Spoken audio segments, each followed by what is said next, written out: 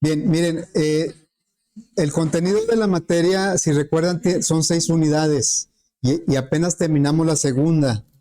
Entonces quedan 4 para un mes y cachito, un mes y medio, un poquito menos de un mes y medio.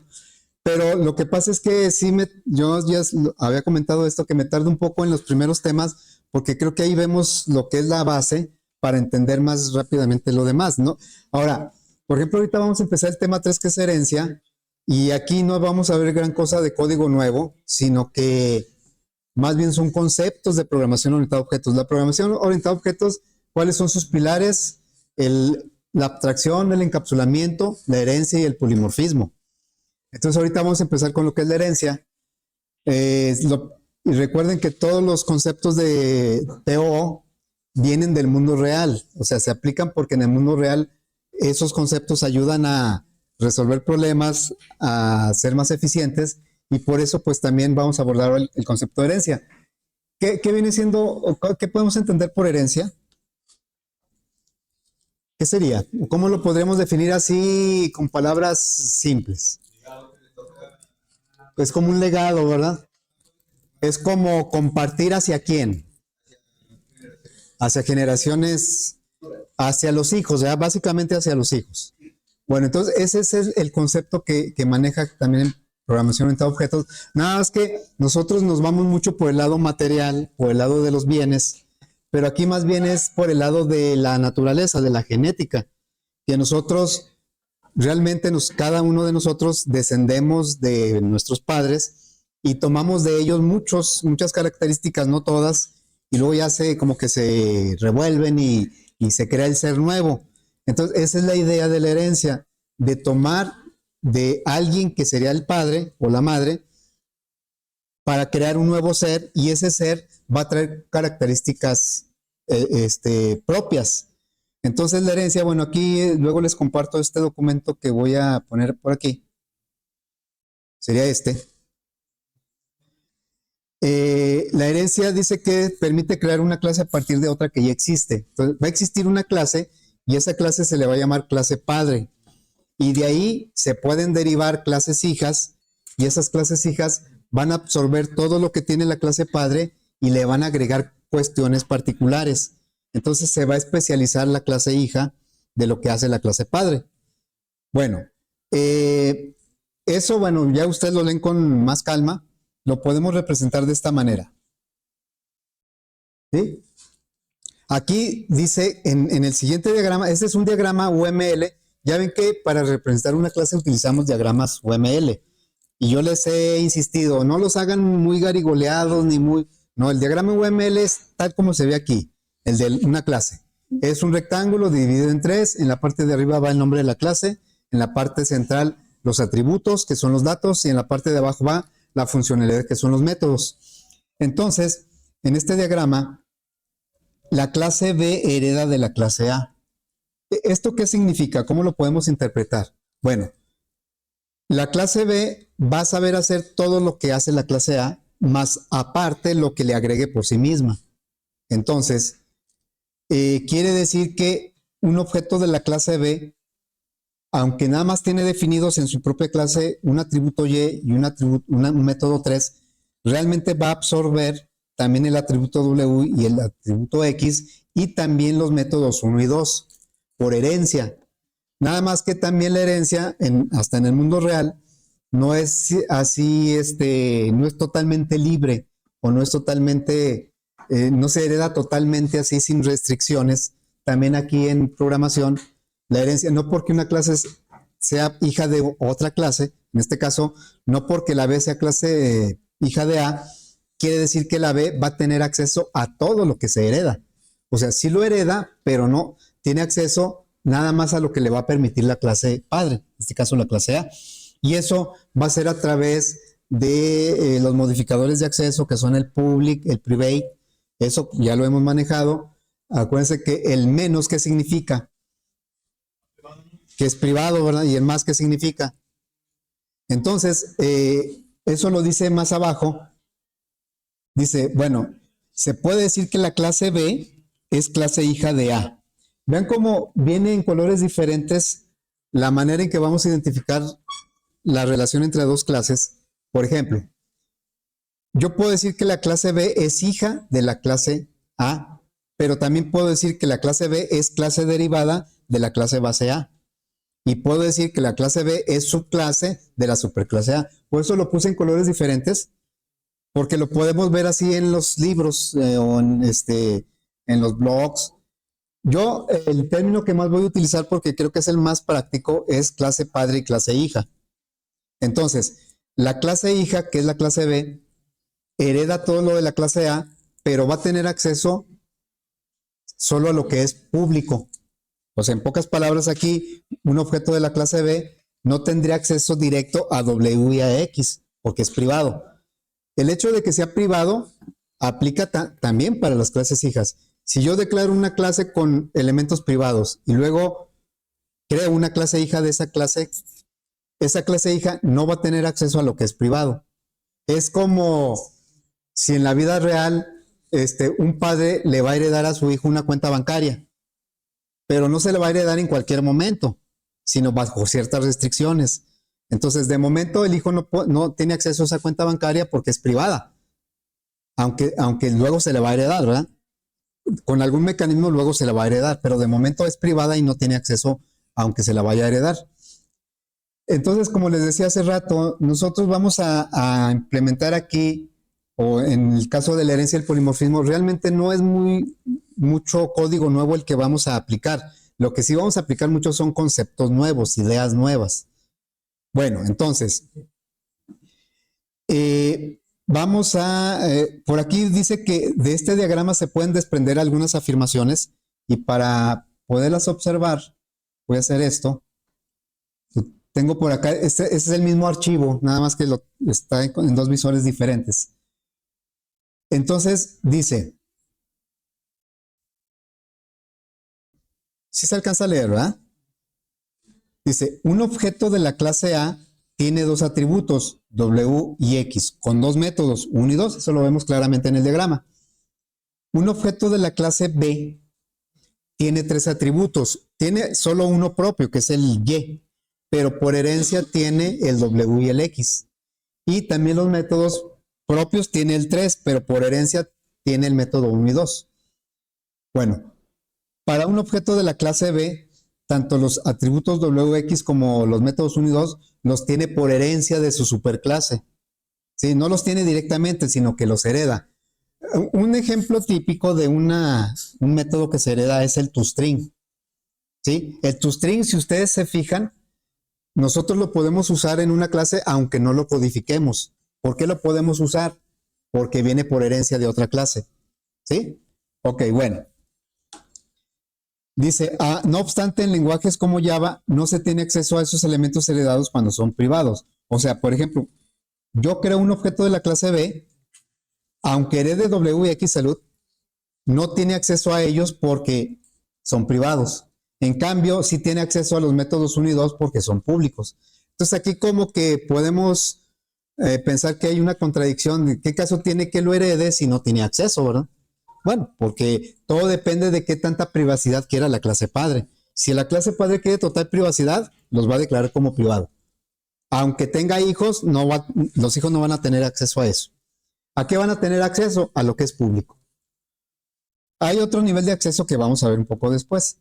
Dice, bueno, es posible crear un objeto de la clase hija en una referencia de la clase padre. Eso va a ser bien importante de entenderlo porque lo vamos a usar mucho.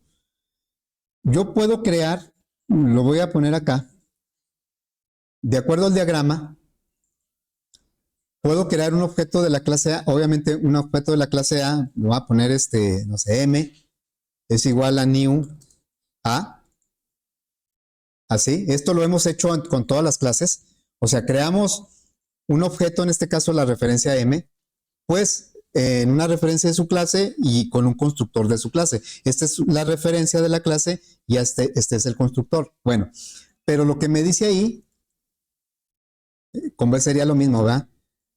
No sé, algo así. Esto es lo que siempre hemos hecho. P es una referencia que está en B y está creado como un objeto B. Lo que está del lado derecho es el que es lo que determina físicamente el objeto.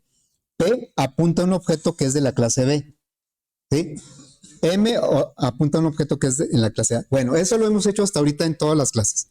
Pero ahora lo que nos está diciendo es que nosotros podemos hacer esto.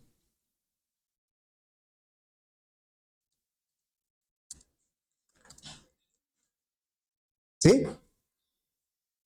Dice, tú puedes crear un objeto B. Acuérdense que B es clase hija de A. Entonces, tú puedes crear un objeto B. Este es el que me dice qué tipo de objeto es físicamente. Realmente, qué tipo de objeto es. El constructor me está diciendo que es un objeto de B, pero eso lo puedo poner en una referencia de su clase padre. O sea, un objeto de aquí lo puedo poner en una referencia de acá. Pero hay ciertas restricciones. Aquí, Q es un B, pero se comporta como un A. A ver, vamos a tratar de entender eso.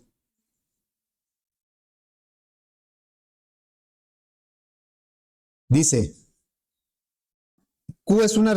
por eso yo al principio decíamos que este Q es un objeto, pero realmente Q no es el objeto. Q es una forma como se conoce al objeto, es una referencia. Bueno, la referencia Q está en la clase A, ¿sí? Pero realmente, físicamente, es un objeto de la clase B. El que dice de qué clase de objeto es, físicamente, realmente, en memoria, es el constructor. Pero el que le define su comportamiento es la referencia que está en este lado. Entonces, por ejemplo, M tiene acceso a W, a X, a 1 y 2. ¿Sí? Porque pues M es un objeto de la clase A y tiene acceso a esto. Bueno, B tiene acceso a 1 y 2 y también a 3, porque está en una referencia de B. Pero por ejemplo Q, sí se nota que es una Q. Esta Q es un objeto de la clase B. Internamente tendría acceso a 1, a 2 y a 3, pero como está en una referencia de A, es la que le va a definir su comportamiento. Entonces Q, aunque sea objeto de la clase B, va a tener un comportamiento como A. En concreto, Q nada más va a tener acceso a los métodos 1 y 2. No va a tener acceso al método 3, aunque sí lo va a tener. Sí tiene el método 3, pero no lo puede usar, porque se está comportando como una. Esto va a ser bien importante de entenderlo, porque como les digo, de código no vamos a ver así muchas instrucciones nuevas, pero de comportamiento, de concepto sí. Entonces, esto pues nosotros no lo habíamos hecho. Siempre creábamos un objeto en una referencia de su propia clase. Y ahora estamos creando un objeto que es un objeto de la clase B, pero en una referencia de A. Obviamente podemos hacer esto porque A es padre de B. Bueno, pero lo que sí yo no podría hacer es lo siguiente. Caray, ¿qué hice? Yo lo que no podría hacer es esto.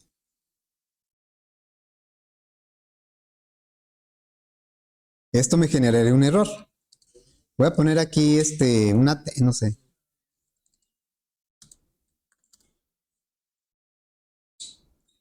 Esto sí no lo puedo hacer. Esto es como si dijéramos que del hijo van a ser un padre. Aquí lo que estamos diciendo es que del padre van a ser un hijo. De la clase padre van a ser una clase hija.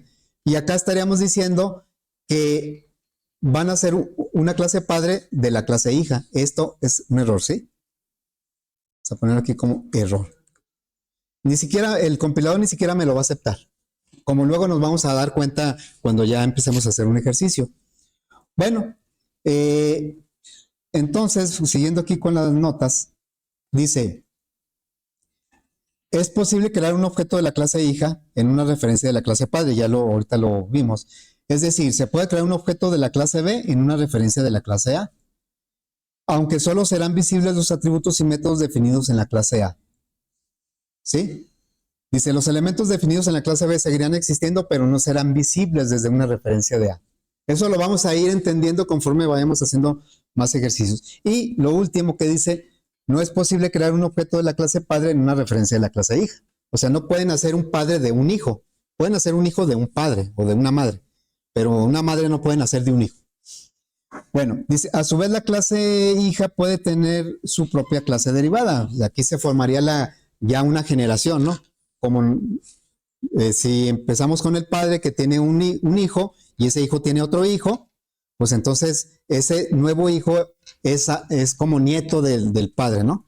Entonces aquí dice, hay una clase C que es hija de la clase B. Vean cómo se define la relación de herencia en el diagrama. Es bien sencillo, pero a veces se nos olvida y lo hacemos al revés y codificamos totalmente mal. Entonces aquí la clase C es hija de la clase B. La clase B es hija de la clase A.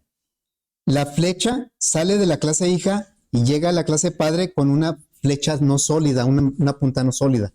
Así es como se define el diagrama. Entonces dice, un objeto de la clase C tendrá como atributos pues todo lo que hereda más lo suyo. La W, la X, la Y y la Z. Y como métodos pues tendrá acceso al método 1, al 2, al 3 y al 4, aunque nada más tenga definido el 4. Quiere decir que la clase C es una especialización de la clase B. La clase B es una especialización de la clase A. Una clase hija toma todo lo de la clase padre a lo que tenga acceso y le agrega más cuestiones particulares. Bueno, también una clase hija puede tener varias hijas. Acá tenemos ejemplos.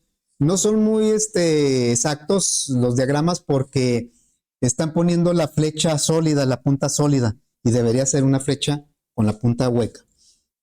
Pero bueno, sí nos da una idea de lo que se quiere dar a entender. Dice que hay una clase animal que tiene 3 hijas, herbívoro, carnívoro y omnívoro. Y luego, por ejemplo, la clase carnívoro tiene 2 clases hijas, que es el león y la hiena. El herbívoro tiene el conejo. Nosotros podemos empezar a hacer una jerarquía de clases muy amplia, dependiendo de qué es lo que necesitemos. Alguien puede decir, no, es que esa clasificación está mal. Y sí, bueno, depende del criterio y depende de para qué necesito la clasificación de esas clases, ¿no? De esa jerarquía de clases. Acá tenemos otra, una clase, vean cómo la clase padre, motores, pues yo puedo decir que un motor de 2 tiempos, pues es un motor, ¿no? O sea, es un motor de gasolina, de explosión y es un motor. Este está bien especializado porque tiene una clase gasolina, una clase padre gasolina, que a su vez tiene una clase padre explosión, que a su vez tiene una clase motor. Entonces, un objeto de esta clase va a ser de 2 tiempos, pero también va a ser de gasolina, pero también va a ser de explosión y también va a ser motor. ¿Sí? Tiene todas esas características. Bueno, aquí tiene otro ejemplo. Si ustedes se fijan en estos 2 diagramas, sobre todo creo que se ve mejor. A ver, una clase padre puede tener varias hijas, ¿no? O sea, esta clase animal tiene 3 hijas. La clase gasolina, carnívoro, tiene 2 hijas. Y aquí también podemos ver, la clase motor tiene 3 hijas, la clase eléctrico tiene 2 hijas también. Pero vean, chequen si hay una clase que tenga 2 padres. 2 clases padres. Todas las clases tienen, cuando mucho, un padre. A eso se le llama herencia simple. Cuando una clase solo tiene un padre, se le llama herencia simple. Que en el caso de nosotros los humanos, pues no aplicaría porque nosotros tenemos 2 padres. Pero eso se le llama herencia múltiple. Cuando una clase hija puede tener más de un padre, se le llama herencia múltiple. Pero Java no soporta herencia múltiple, ni C#. C++ sí soporta herencia múltiple. Entonces, como Java no soporta herencia múltiple, pues nosotros no vamos a ver herencia múltiple. En todos los casos, cada clase solo puede tener una clase padre. ¿Sí? Bueno, eso es más o menos la introducción de lo que es la herencia. Luego la vamos a ir aterrizando, obviamente, con ejercicios, pero eso ya será mañana. Mañana empezamos un ejercicio.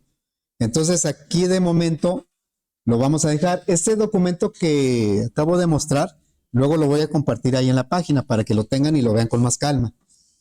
Bueno, entonces vamos a detener.